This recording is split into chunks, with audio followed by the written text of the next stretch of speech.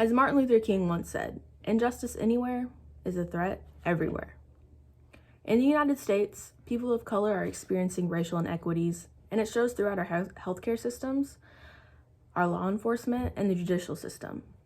A lot of Caucasian people aren't aware of the deep-rooted issue that is systemic racism.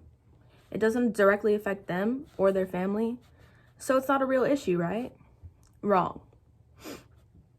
By not realizing racism is still so very prevalent in this country makes you a part of the issue.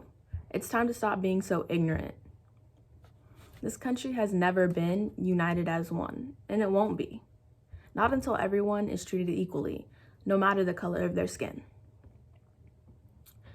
It is required that doctors are to give an oath to treat all patients equally, and yet not all patients are treated equally.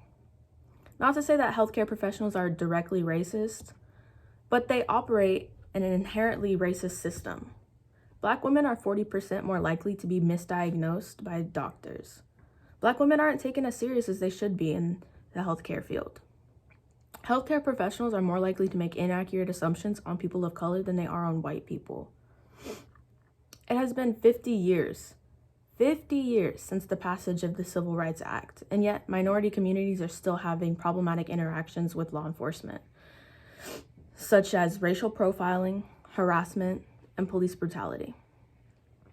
There's new videos every day of police officers abusing their power on Black men and women. In the US, 30% of officers have racial complaints filed against them.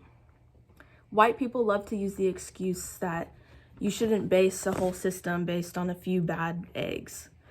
When majority of that system is racist and these cops don't get held accountable for their actions, damn right we can make assumptions on it. Black men are twice as likely to be killed by police officers than white men for committing the same crime or lack thereof.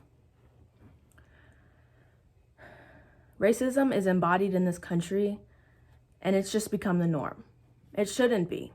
Black families shouldn't have to sit their kids down at such a young age and have a discussion over how you should act in a scenario if you come in contact with a cop. White families don't have to have that conversation. It's time that we start being the change in this country.